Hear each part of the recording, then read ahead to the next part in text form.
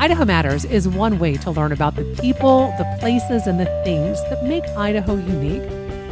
From the geography, the flora and the fauna, to the culture and arts of this place that we call home. Subscribe and listen to Idaho Matters today at boisestatepublicradio.org/podcasts or wherever you listen to podcasts. From Boise State Public Radio, this is The Connector. It's Idaho's daily news. Good morning. I'm George Prentice.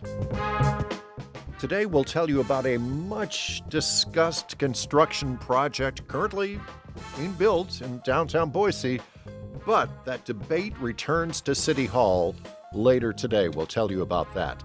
Plus, with President Trump repeatedly promising to overhaul the nation's immigration policies, that has many in Idaho's refugee population wondering about their fate and the fate of their families. Plus, we'll have a story about mining in Idaho and how environmental advocates admit they probably can't stop mining, but they do want companies in Idaho at least to do it the right way. It is Monday, the 2nd of December, and here are today's stories. An under-construction project, which will likely become one of downtown Boise's highest-profile footprints, returns to City Hall later today for a new debate. The project is not one but two towers on North 4th Street in downtown Boise.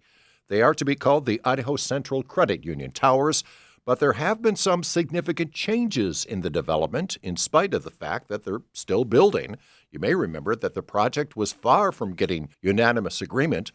In 2021, in fact, after hearing from a long list of detractors, the City Council couldn't agree on the plans. The vote was tied. Halliburton. No. Sanchez. No. Thompson. Yes. Woodings. No. Bagent. Yes. Clegg. Yes. And with that tie, all eyes were on Boise Mayor Lauren McLean, who at the time said the development promised up to 100 new housing units, and that's what the city needed. We need housing. We do have a lot of housing coming on. We do not have enough housing. It's been very clear that we need more housing. And anything that we can do to ensure that we have housing both in our downtown core and throughout our neighborhood is so incredibly important. So with that argument, the mayor broke the tie, and the project got the green light. 3 in favor, 3 opposed. Mayor, please break the tie. Yes. The project began construction, but now the developer says the market has changed and he wants less units, less density, and he wants to turn rentals into for-sale condos. And back when the mayor broke the tie, she made a point of asking the developer to consider more units reserved for people with housing vouchers. The developer says now, no, they'll stick with 5 set-aside units. All of this returns to City Hall tonight because the people who were against the project in the first place say the developer has dramatically changed the plan that required public input years ago, and there has been no public input on these new changes. The city's Planning and Zoning Commission takes all of this up tonight when it gavels into session at City Hall at 6 p.m. The item is listed as, quoting here, a modification of the agreement. And yes, public testimony will be included. In fiscal year 2024, nearly 1,200 people were officially and legally resettled in Idaho.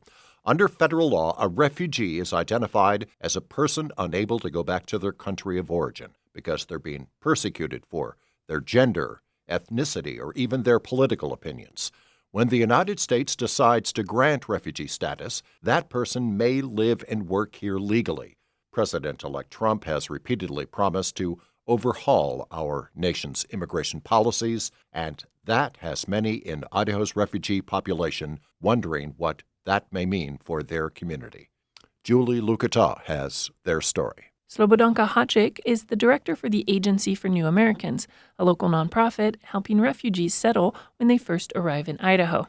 She says since the election, people they serve have reached out wondering if they will be asked to leave the country under a Trump presidency. They don't have nowhere to go. There is lots of anxiety and worries about their family members. They are in the process. Are they going to be able to come? Trump said he'd deport 1 million undocumented migrants in the first year of his second term, but that would not apply to refugees who are legally in the U.S. Hodgick says refugees in Idaho are also concerned about what his presidency means for their loved ones trying to join them in America. In 2017, the Trump administration temporarily banned refugees from 6 Muslim countries from entering the country. We still have some clients that they've been in a process to come from 4 years ago. She says the agency is focusing on informing people of their rights as best they can. There's lots of misinformation and just fear. We are trying to be transparent as much as we can, but we still don't know a lot. Honestly, we will probably learn more in January. The Idaho Office for Refugees reports the state welcomed more than 1,100 refugees in 2024, the large majority coming from the Democratic Republic of Congo, Ukraine, and Afghanistan. Julie Ugueta, Boise State Public Radio News. There are 14 fully permitted mining operations in Idaho. Just over half are currently operating. 4 others are still awaiting permits. And then there are about 10 more sites being explored as potential mines. As Troy Oppie reports, environmental advocates like the Idaho Conservation League say they know Idaho can't or shouldn't stop mining, but they want companies in Idaho at least to do it the right way.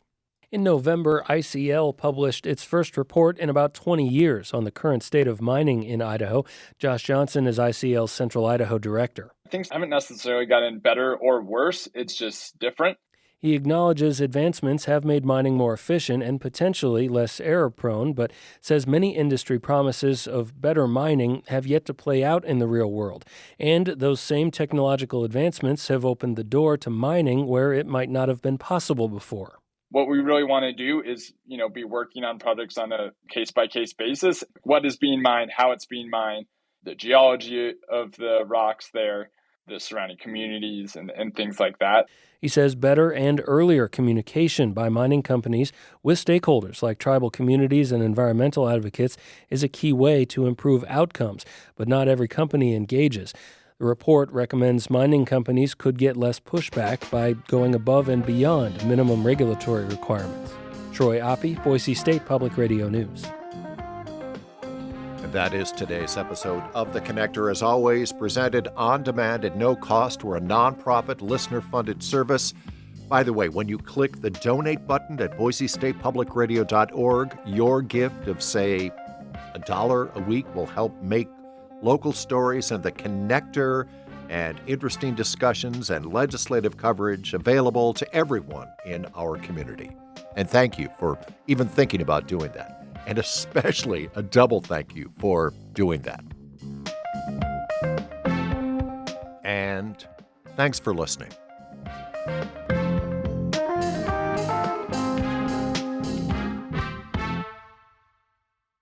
If you like podcasts like this, explore more from the Boise State Public Radio podcast family.